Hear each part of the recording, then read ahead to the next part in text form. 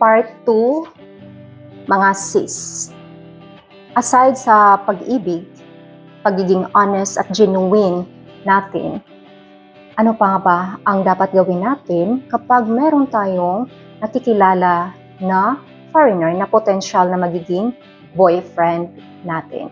So, another important thing is at the early stage of your talking or dating or getting to know each other, huwag na huwag kang hihingi ng pera. Huwag na huwag kang magpaparamdam o magpaparinig na kailangan mo ng pera. Kasi mahahalata nila yan agad at magdududa agad sila. Marami na ngayong mga warnings, information, education for the foreigners na ano ba dapat ang gawin nila kung makipag-date ng mga Pilipina o ibang lahi. Sila din ay nag-iingat upang hindi sila maloko o hindi ma-scam.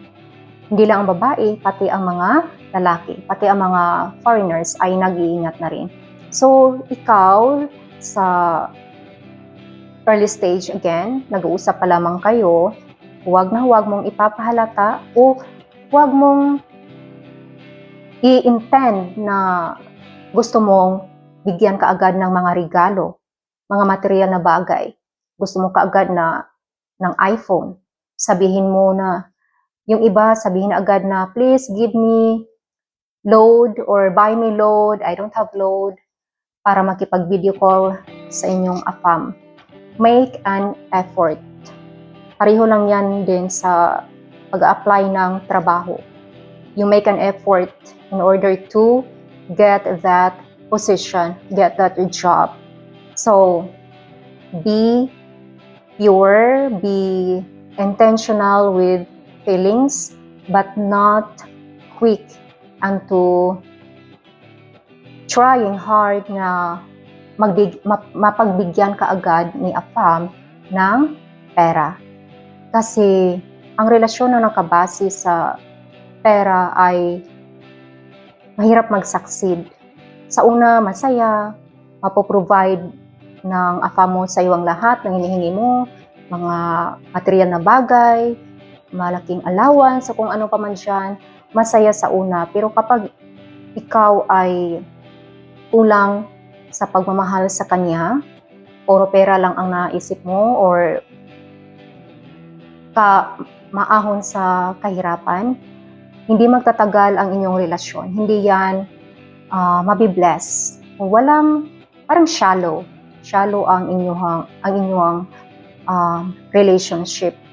Kasi again, nakatuon ka primarily sa pera kung ano ang ipoprovide niya sa iyo. At minsan, yung ibang mga girls kasi ay atat na, magkakaroon ng iPhone, well provided, at ma-flex nila sa social media. Don't flex too much. Hindi natin alam ang takbo ng panahon. Ngayon, nasa itaas ka, marami kang pera, marami kang allowance na na-receive galing sa kanya.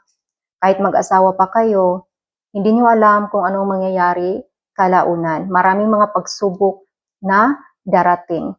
So, huwag mag-focus doon sa financial aspect lamang.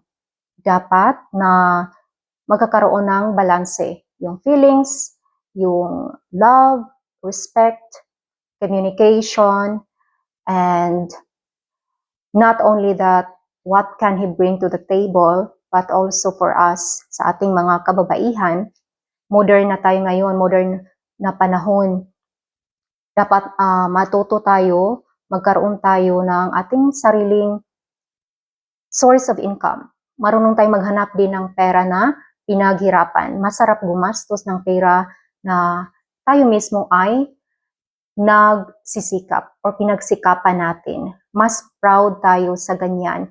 Meron kang boyfriend or asawa na very provider mindset. So, maswerte tayo dyan.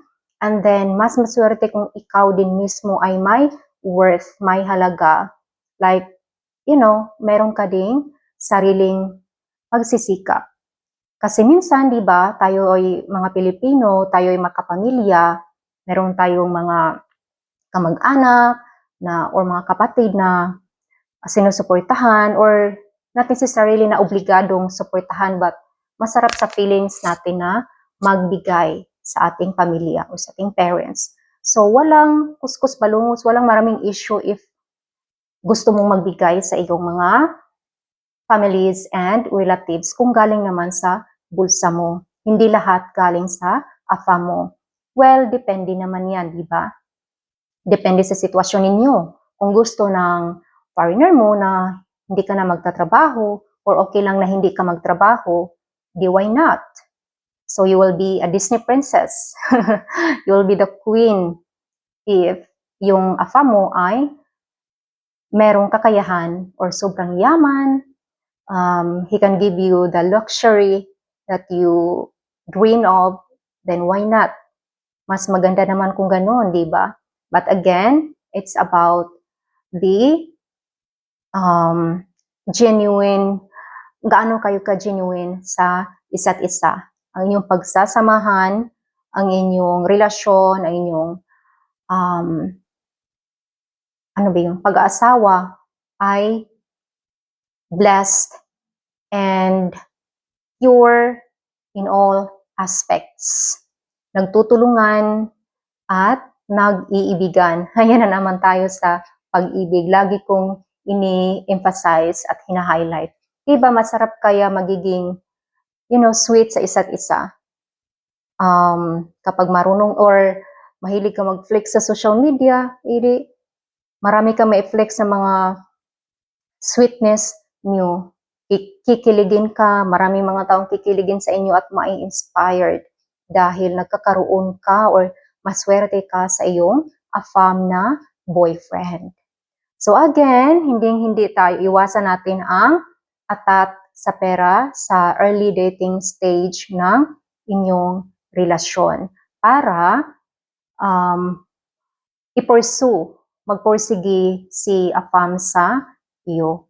Makikita niya ang iyong good qualities, characters, importante pa rin yun. Hindi lang hanggang ganda. At marami sa mga foreigner ay gusto nila yung una-una yung simpleng tao, simpleng babae rather.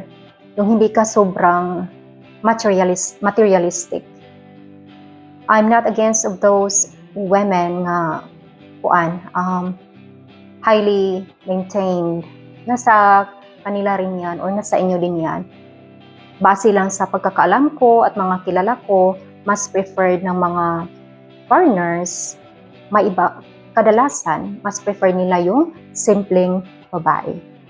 At sa kalaunan, kung sa katagalan ninyong relasyon, ay kaya ka naman niyang spoil, gagawin niyang princess.